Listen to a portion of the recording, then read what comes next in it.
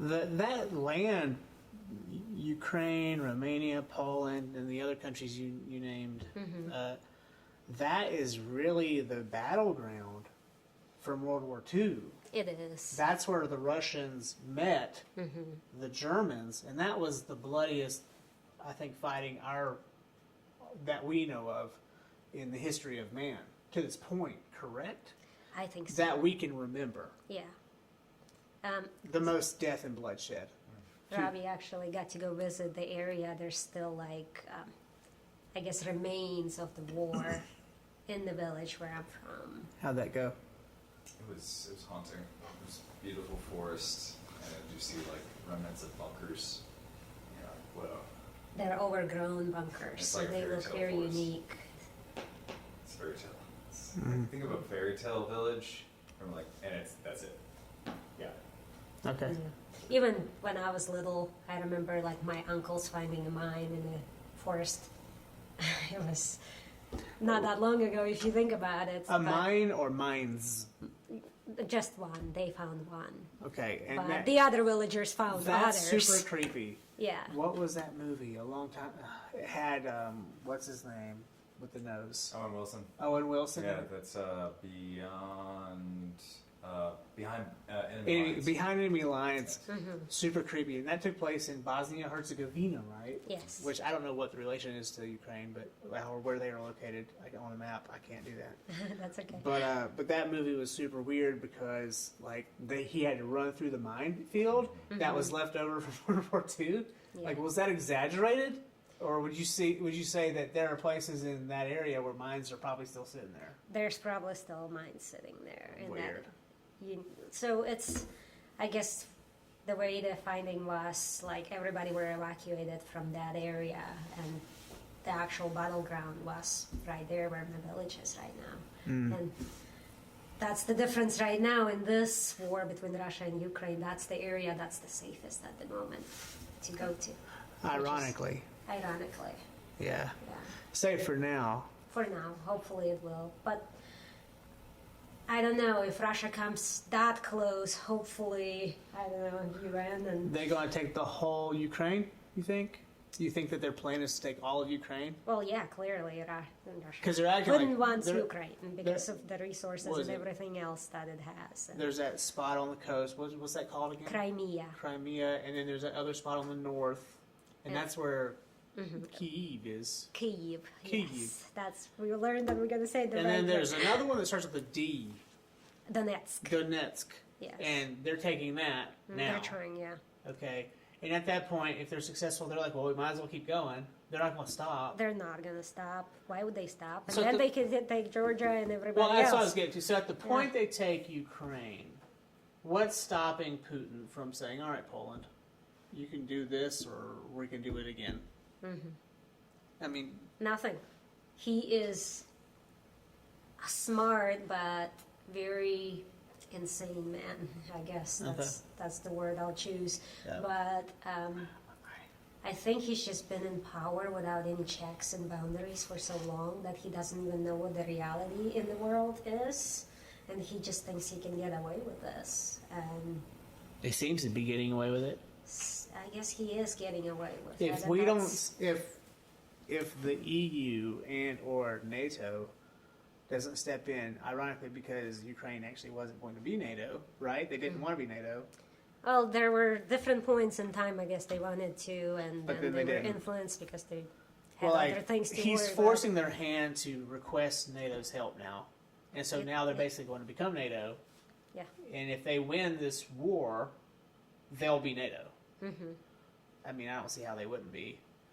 And so, if we're not careful, and he starts conquering territories again, like it's 1943. Yeah. Where does it stop? And when does China become emboldened enough to begin doing the same thing? Because they would go after Japan or territories. Huh? Taiwan. They've already Taiwan got first. Taiwan. Taiwan's already there, so. It is? No, don't not think so. really. People of Taiwan think They they're would still disagree. I think free, they and would they don't disagree. want to They have two be. different languages too. Yes. I'm sure that's going over well. Oh, no, it's fascinating.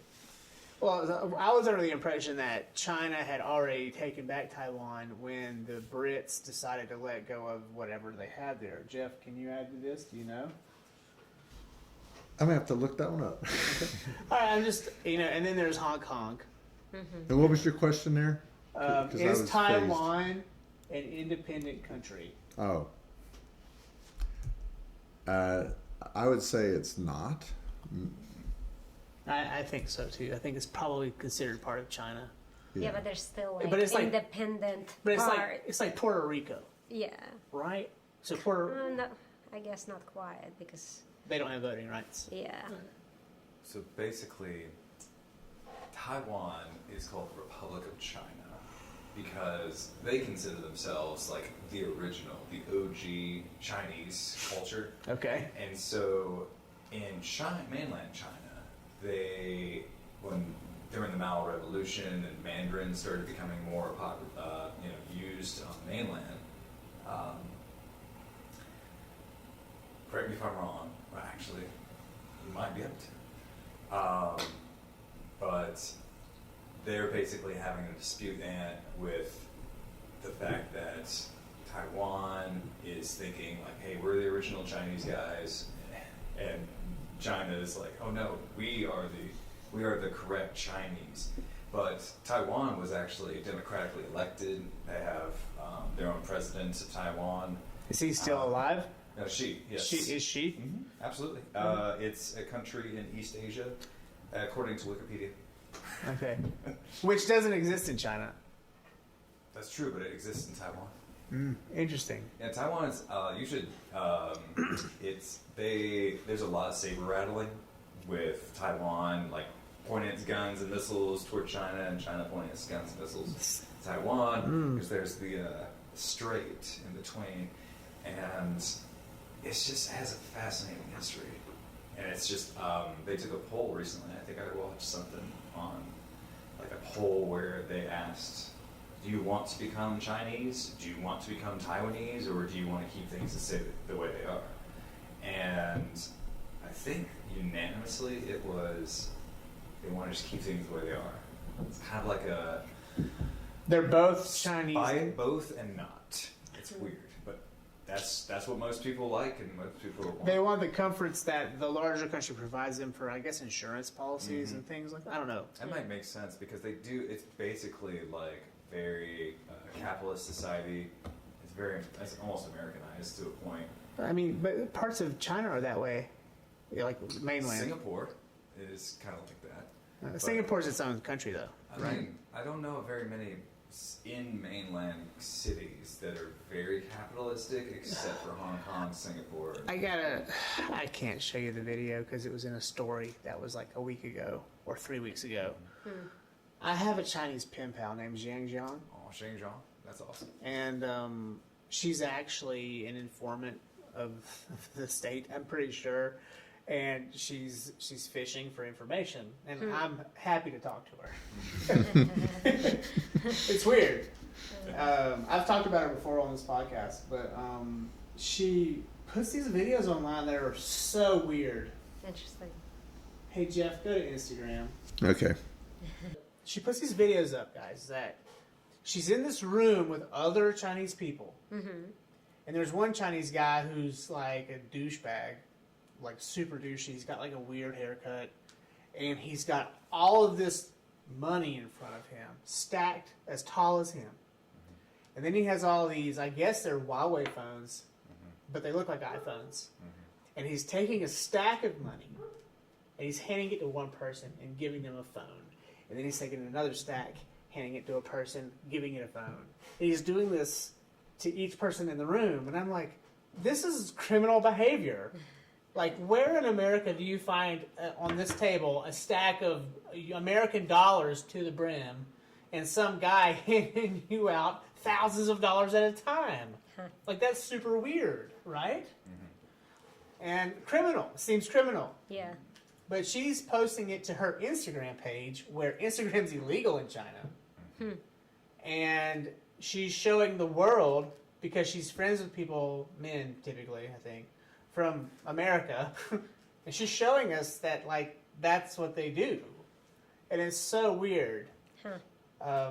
But it just seems like a toxic thing is happening over there, and we have no way of knowing really what's happening. What's actually going on? But that is like so strange to me. And she's in Shanghai, but I find the whole thing captivating. I'm like, what is going on here? And they're driving like Bugatti Veyrons. Huh. Is that not capitalistic? Who in a communist culture should have the right to drive a Bugatti other than Xi Jinping? I think they're moving more towards like some kind of a hybrid. A hybrid hypocrisy? I see. Right. They opened up a lot of their country to a lot of like capitalistic trade practices because they were like, I think they figured out they can make a lot of money. And they're just like, well, we can use this money for whatever we want. But then at the same time, they still don't have porcelain toilets. Yeah.